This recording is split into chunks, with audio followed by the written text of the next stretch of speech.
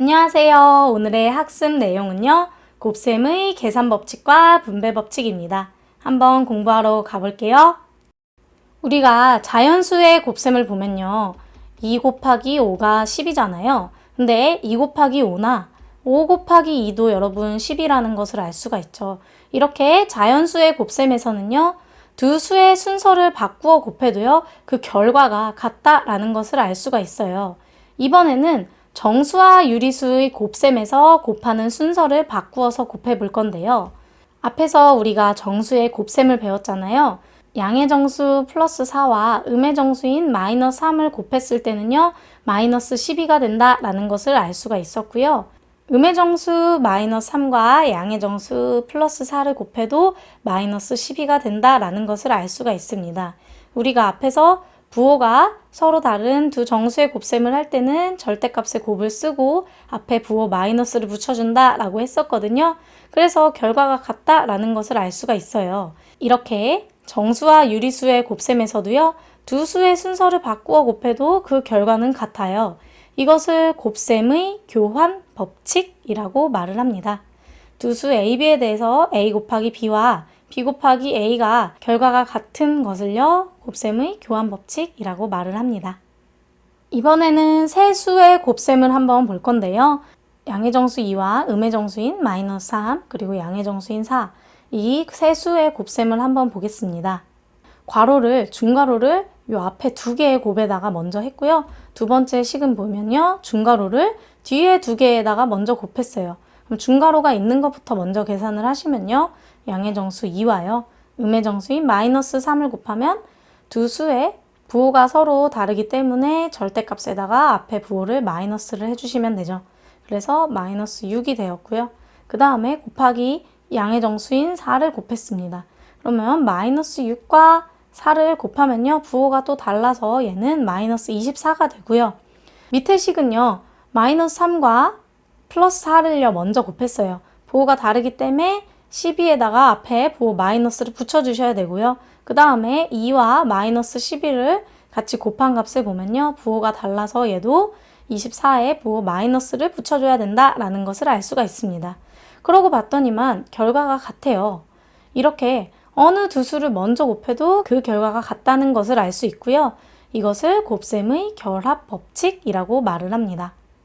그래서 세수 A, B, C에 대해서요. A 곱하기 B를 한 것과 곱하기 C를 한 것, 그 다음에 B 곱하기 C를 먼저 하고 A를 나중에 곱한 이 결과가 같은 것을 우리가 곱셈의 결합 법칙이라고 얘기합니다. 세수의 곱셈에서는 결합 법칙이 성립을 하기 때문에요. 괄호를 보통 안 쓰고 그냥 A 곱하기 B 곱하기 C 이렇게 표현을 합니다. 덧셈과 곱셈이 섞여 있는 식을 빠르게 계산을 할 수 있는 방법이 있는지 알아볼게요.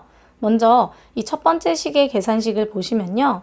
4를 곱했어요. 근데 어디에 곱했냐면 중괄호가 있죠. 3과 마이너스 2의 합을 한 계산값에다가 곱했습니다. 그러면 3 더하기 마이너스 2를 하면요. 1이 되고요. 그래서 4 곱하기 1은 4다라고 결과가 나왔고요. 아래의 식을 보시면 얘는 4 곱하기 3을 하고요. 또 4 곱하기 마이너스 2를 한 것을 둘이 더했어요. 그럼 이 결과를 보면 12에다가 얘 4 곱하기 마이너스 2가 마이너스 8이기 때문에 둘이 더하면 4 이렇게 답이 나오거든요. 결과가 같아요. 그럼 사실 이 두 번째 식은요. 무엇을 나타낸 거냐면 위의 식을요. 분배 법칙을 이용을 해서 전개를 한 식이거든요.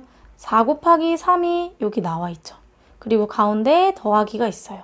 이 더하기를 여기다 써줬고요. 그 다음에 4 곱하기 마이너스 2를 두 번째 여기 식에다가 계산을 해줬습니다. 이렇게요. 어떤 수의 두 수의 합을 곱한 것은 어떤 수의 두 수를 각각 곱해서 더한 것과 같고요. 이것을 분배 법칙이라고 합니다. 곱하는 수를 분배를 해준다 라고 생각을 해서 분배 법칙이라고 말을 합니다. 세수 A, B, C에 대해서요. A와 B와 C를 합한 것을 곱할 때는 우리가 분배 법칙이라는 것을 이용을 할 수가 있는데 A라는 것을 분배를 해서 A 곱하기 B를 먼저 만들고요. 그 다음에 이 가운데 있는 부호를 써서 더하기라고 한 다음에 A 곱하기 C를 계산을 해서 둘이 더해주면 결과가 같다라는 것을 알 수가 있어요. 또한요, 앞에가 합이 나오고 뒤에가 곱하기가 나와도 똑같습니다. 얘는 C 곱하기 A를 한 것을 써주고 그 다음에 C 곱하기 B를 한 것을 뒤에 써서 똑같이 생각을 해주시면 되겠습니다. 참고로 분배 법칙을 잘못 이해를 해서 A 더하기 B 곱하기 C를요, A 더하기 B 더하기 기호를요 분배를 한다라고 생각을 하는 거예요. 그러고 곱하기 가운데 곱하기니까 쓰고 A 더하기 C 이렇게 계산하는 경우가 있거든요. 이렇게 계산을 하시면 안 돼요. 분배 법칙이라는 것은 가운데가 여기가 곱하기로 연결이 되어 있어야 합니다. 오늘 배운 내용을 정리해 볼게요. 곱셈의 계산 법칙에 대해서 배웠어요. 세수 A, B, C에 대해서 곱셈의 교환 법칙과 곱셈의 결합 법칙에 대해서 함께 배워봤고요. 곱셈의 교환 법칙을 배웠는데 A 곱하기 B가 순서를 바꿔서 B 곱하기 A도 성립한다 라는 것이고요. 결합 법칙은요, 먼저 두 개를 계산을 한 다음에 뒤에 거를 곱한 것과 뒤에 거 두 개를 계산을 하고 앞에 것을 곱한 결과가 서로 같다라는 것이 결합 법칙이었습니다. 그리고 분배 법칙을 배웠어요. 세수 A, B, C에 대해서요, A와 B 더하기 C의 곱을 할 때는요, A 곱하기 B 더하기 A 곱하기 C 이렇게 될 거고요. 이 곱하기가 뒤에 나와 있어도 마찬가지로 같은 방법으로 분배 법칙을 이용해 주시면 되겠습니다. 오늘 수업 여기까지 할게요.